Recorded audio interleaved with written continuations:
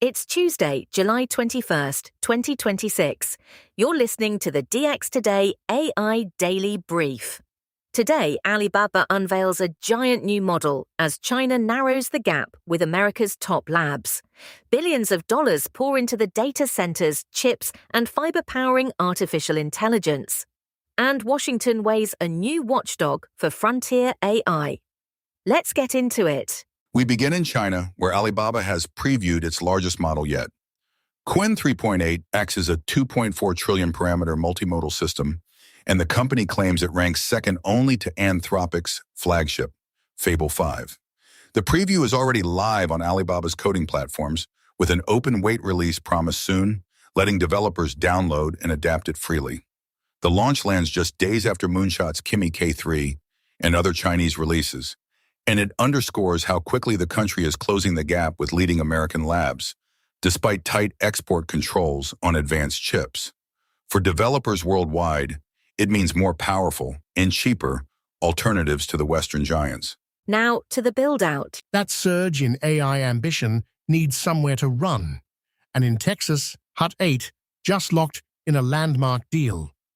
The former crypto miner signed a second 15-year lease worth $9.8 billion, fully committing its 1 gigawatt Beacon Point campus near Corpus Christi to an unnamed investment-grade tenant. That brings the campus's total contracted value to $19.6 billion, with renewal options pushing it far higher. Power is expected to switch on in early 2027. It's a striking example of how yesterday's Bitcoin operations are reinventing themselves as the landlords of the artificial intelligence era, controlling the land, power contracts, and grid connections that AI now desperately needs. From data centers to discovery. In Cambridge, England, the startup CuspAI has raised $450 million, valuing the company at $2.6 billion. The round was led by Kleiner Perkins and New Enterprise Associates, with backing from Jeff Bezos' investment fund, the UK government, and AMD Ventures. Cusp uses generative AI and simulation to hunt for new materials, from better semiconductors to alternatives for scarce metals, compressing work that once took years in the lab. Alongside the funding, it launched the AI Materials Foundry, a coalition of more than 45 partners, including Nvidia, Meta, and Hyundai. The bet is that AI-driven science is becoming infrastructure, not just software. Staying with the hardware. Now to the chips themselves.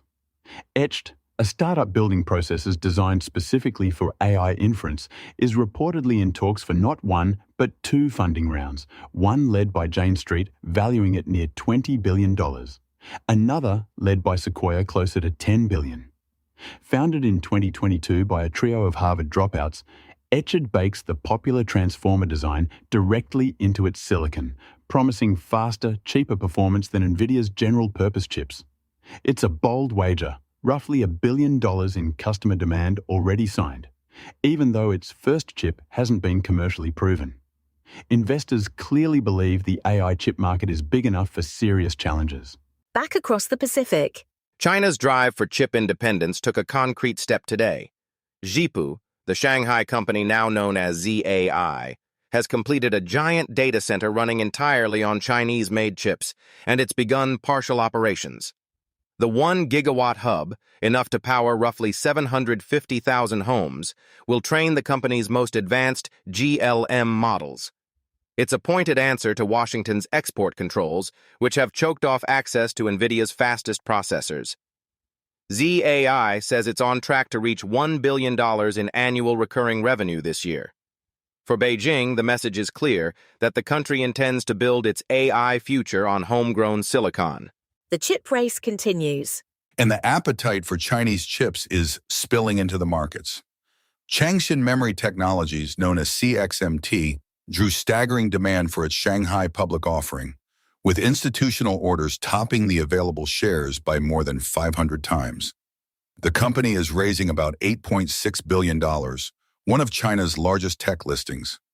CXMT makes the DRAM memory that computers, servers, and AI systems depend on, and its rise is central to Beijing's push to reduce reliance on foreign suppliers like Samsung, SK Hynix, and Micron. Investors are betting heavily on China's semiconductor self-sufficiency, even as memory chips remain famously cyclical. The wiring beneath it all. Every AI data center is stitched together with enormous amounts of fiber, and that's fueling giant supply deals. Molex, owned by Koch Industries, has signed a 10-year agreement worth up to $6.3 billion with the Italian cable maker Prysmian for optical fiber products. Prysmian will pour roughly €1.25 billion into new capacity, more than doubling its fiber output in the United States and creating over 1,000 jobs. The deal shows how the AI boom is rippling far beyond chips and servers into the cables, connectors, and networking gear that move data between accelerators. Fiber, it turns out, is now strategic. Now to medicine. A major pharmaceutical company is going all in on AI compute. Bristol Myers Squibb has become the first life sciences firm to deploy Nvidia's newest DGX supercomputer, built on the next-generation Vera Rubin architecture for drug discovery. The system offers roughly 10 times more performance per megawatt than its predecessor, letting researchers screen far more potential medicines before costly lab work begins. Bristol Myers says AI tools are already cutting the time to produce drugs for clinical testing by 20 to 30%, across programs in oncology, immunology, and neuroscience. It's a sign that Nvidia's most advanced hardware is moving beyond cloud labs and into the heart of scientific research. Still in the clinic. Consolidation is sweeping AI-powered healthcare. Tempus AI has agreed to buy the cancer testing company Personalis for about $1.5 billion, combining two firms that use genomics and machine learning to fight cancer. Personalis builds tests that analyze tumors and detect circulating tumor DNA in the bloodstream, helping doctors spot recurrence and match patients to therapies.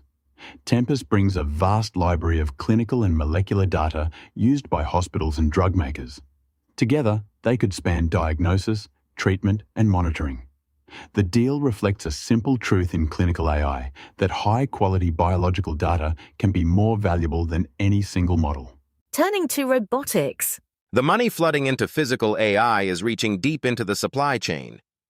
Blackstone has agreed to take a majority stake in Futronic, a South Korean maker of high-precision actuators, in a deal valuing the company at about $676 million. Actuators turn electrical signals into movement, making them essential to robotic arms, factory machines, and the emerging wave of humanoid robots. Founder Jin Hoko will stay on as chief executive. Blackstone framed the investment as a bet on the convergence of AI and the physical world, where motors, sensors, and precision hardware may prove just as strategic as the software brains that guide them. A shift in the workforce. The AI boom is also reshaping who works where. Samsung is cutting 739 jobs in Englewood Cliffs, New Jersey, and around 100 more in Texas as it moves its American headquarters to Plano. Many affected employees were offered relocation. The reason is telling. Samsung's semiconductor unit is thriving on surging demand for AI memory, while its consumer electronics and phone businesses face thinner margins and stiff competition. The company says the move places more teams inside Texas's fast-growing technology hub. It's part of a wider industry pattern, capital and talent flowing toward AI chips and infrastructure, and away from slower legacy divisions. Finally to Washington. And regulators are racing to catch up. The U.S. government is weighing whether to create an independent body to evaluate the most powerful AI models before or after they're released. An organization some compare to FINRA, the self-regulator that oversees Wall Street brokers. Such a group could set testing standards, review safety claims, and give policymakers technical expertise that agencies struggle to keep in-house. But big questions remain: its legal authority, its funding, and how to keep it independent from both government and the AI companies it would examine. The idea reflects a growing worry that oversight is falling behind the pace of the technology. That's your briefing for Tuesday, July 21st, 2026. For DX Today, stay curious.